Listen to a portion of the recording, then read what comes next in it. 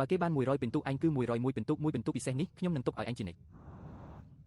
នេះគឺជាយុវជនដែលក្មេងស្រីម្នាក់បានលងស្រឡាញ់តាំងពីឃើញដំបូងនៅក្នុងពិភពលោករបស់នាងគេគឺជាមនុស្សពិសេសបំផុតគ្មានអ្នកណាស្មានដល់ថាការជួបគ្នាដោយចៃដន្យឲ្យក្រោមដំបូលផ្ទះនឹងធ្វើឲ្យអ្នកទាំងពីរមានវាសនាជួបគ្នាពេញមួយជីវិតបែបនេះទេលើកដំបូងដែលនាងឈ្មោះចាងលូយៀនគឺចេញពីមាត់មិត្តសម្លាញ់បន្ទាប់មកនាងក៏បានមកសាលាយុទ្ធលើកដំបូងជាមួយចាងលូយៀនប៉ុន្តែនាងមិនដឹងទេថាម្ចាស់សៀវភៅនោះគឺជាអ្នកផ្សេងទៅវិញរហូតដល់ថ្ងៃវឹកហាត់យោធាទើបនាងដឹងការពិតប្រុសដែលនាងជួបក្រោមដំបូលផ្ទះទើបឈ្មោះចាងលូយៀនចំណែកអ្នកដែលមកយឺតជាមួយនាងថ្ងៃនោះឈ្មោះគូរ៉ាំងតែនាងរៀននៅថ្នាក់ធម្មតាចំណែកចាងលូយៀននៅថ្នាក់ពូកែវាធ្វើឲ្យស៊ូចៃចៃមានអារម្មណ៍ថាមានសម្ពាធពីសិស្សពូកែ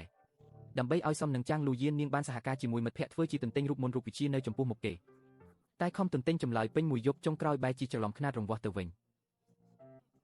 ដើម្បីមានឱកាសជិតស្និទ្ធនឹងចាងលូយៀនឲ្យបានច្រើនស៊ូចៃចៃបានសម្រេចចិត្តជិះឡានក្រុងទៅផ្ទះជាមួយគេនាងស្រាប់តែនឹកឃើញពីស្ទីលនារីក្នុងសុបិនរបស់ចាងលូយៀនដែលគូរ៉ាន់ប្រាប់នាងក៏ណែនាំខ្លួនឯងថាក្រៅពីភ្នែកធំសក់នាងក៏ទន់រលុងដែរអ្វីដែលសំខាន់គឺនាងចូលចិត្តនៅក្បែរមិនឃ្លាតទៀតផងតែនឹកស្មានមិនដល់ថាដៃគូដែលចាងលូយៀននិយាយដល់គឺជាឆ្កែពូជ Golden ទៅវិញទោះជាអៀនបន្តិចមែនតែវាមិនបានធ្វើឲ្យស៊ូចៃចៃបោះបង់ឡើយទោះនាងនៅថ្នាក់ធម្មតាតែភាសាអង់គ្លេសនាងគឺពូកែដែលគេក្នុងចំណោមសិស្សរួមចំនួនថ្ងៃនេះក្រដាស់កិច្ចការអង់គ្លេសរបស់នាងត្រូវបានគេយកមកធ្វើជាគំរូសម្រាប់ថ្នាក់ផ្សេងចាងលូយៀនឃើញពិន្ទុរបស់នាងហើយក៏មានអារម្មណ៍ខ្មាស់ខ្លួនឯងដែលប្រឡងមិនជាប់ព្រោះភាសាអង់គ្លេសគឺជាចំណុចខ្សោយតែមួយគត់របស់គេដឹងថាចាងលូយៀនយកក្រដាស់កិច្ចការរបស់នាងទៅបន្ទប់រៀនដោយខ្លួនឯងស៊ូចៃចៃក៏ឆ្លៀតឱកាសល្អនេះដើម្បីនៅក្បែរគេភ្លាម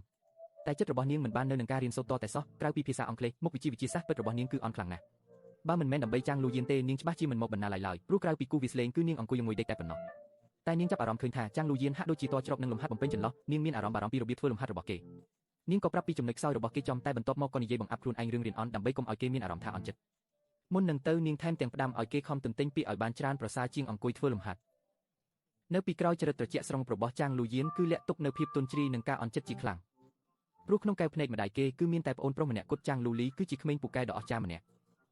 ទោះជាប្អូនតែគេរៀនថ្នាក់ខ្ពស់ជាងបងប្រុសទៅទៀតចាងលូយៀនរស់នៅក្រោមស្រមោលនៃភាពពូកែរបស់ប្អូនតាំងពីតូចគេមិនដែលទទួលបានពាក្យសរសើរពីឪពុកម្ដាយសូម្បីតែមួយម៉ាត់ទើបគេសម្រេចចិត្តចាក់ចេញពីផ្ទះមកបន្តការសិក្សានៅផ្ទះលោកពូនៅចង្អ៊ីនៅពេលដែលគ្រូនិងម្ដាយនិយាយពីលទ្ធផលភាសាអង់គ្លេសមិនល្អរបស់គេអ្វីដែលម្ដាយគេផ្ដល់ឲ្យមិនមែនជាការលើកទឹកចិត្តនោះទេតែបែរជាប្រាប់ឲ្យគេរៀនតាមប្អូនប្រុសឲ្យបានពាក់កណ្ដាលទៅវិញពាក្យសម្ដីទាំងនេះបានបំផ្លាញទំនុកចិត្តរបស់ចាងលូយៀនបន្តិចម្ដងក្រោយមកដោយមានឱកាសស៊ូចៃចៃទទួលបានការអនុញ្ញាតពីគ្រូឲ្យជួយបង្រៀនគេនាងបានយកចិត្តទុកដាក់រាល់ទឹកមុខរបស់ចាងលូយៀននាងពន្យល់គេម្ដងហើយម្ដងទៀតដោយមិនចេះនឿយហត់រហូតដល់ប្រកាសថាគេយល់ច្បាស់ទើបនាងអស់ចិត្តក្នុងភ្នែកលោកគ្រូលីននាងពិតជាគ្រូបង្រៀនគួរដែលមានវិធីសាស្ត្រល្អម្នាក់លោកគ្រូក៏ស្នើថាបើលោកគ្រូគិតថាឲ្យស៊ូចៃចៃបង្រៀនអង់គ្លេសឯងទៅល្អទេខ្ញុំថាបានខ្លាចខាត់ពេលនាងមិនខាត់ទេបើមិនអញ្ចឹងឯងបង្រៀនខ្ញុំវិញមកយើងខាត់ពេលជាមួយគ្នាគេហៅថារីកចម្រើនទៅវិញទៅមកចាស់មែនហើយរីកចម្រើនទៅវិញទៅមកតែដល់ថ្ងៃបន្ទាប់ពេលស៊ូចៃចៃសួររឿងរៀនគួរចាងលូយៀនបែរជាបដិសេធដើម្បីសម្រេចគោលដៅនាងបានធ្វើខិតបានផ្សព្វផ្សាយយកទៅដាក់លើតុគេថែមទាំងនាំមិត្តភ័ក្តិទៅអួតពីសមត្ថភាពបង្រៀនរបស់ខ្លួននៅមុខគេទៀតតែចាងលូយៀននៅតែមិនព្រមពេលត្រឡប់ទៅផ្ទះគេក៏ឃើញគ្រូដែលម្ដាយជួលឲ្យគាត់គឺជាគ្រូដែលធ្លាប់បង្រៀនលូលីឲ្យជាប់ចំណាត់ថ្នាក់អង់គ្លេសតែគាត់មានចរិតឆ្មើងឆ្មៃនិងមិនសូវរាក់ទាក់ចំពោះចាងលូយៀនឡើយកន្លងមកខ្ញុំបង្រៀនតែសិស្សដែលជាប់លេខ1ដល់លេខ3ប៉ុណ្ណោះដូចជាលូលីនិងខ្ញុំយើងចុះសម្រុងគ្នាខ្លាំងណាស់ទៀតតាមពិតខ្ញុំមិនចង់ទទួលទេតែឃើញម្ដាយឯងនិយាយអង្វរខ្ញុំមានគ្រូបង្រៀនរួចហើយមិនក៏មិនប្រាប់ម៉ាក់កូនជួគ្រូពីអង្ការមិនក៏ម៉ាក់មិនដឹងទុកចិត្តបានអត់នឹងយ៉ាងហោចណាស់ក៏នាងចង់បង្រៀនខ្ញុំដោយស្មោះត្រង់ដែរចាងលូយៀនមិនបានពន្យល់ច្រើនក៏ដើរចេញក្រៅដោយយកលេខថាទៅទិញអីវ៉ាន់ក៏ចៃដន្យជួបស៊ូចៃចៃដែលកំពុងញ៉ាំអីនៅផ្សារទំនើប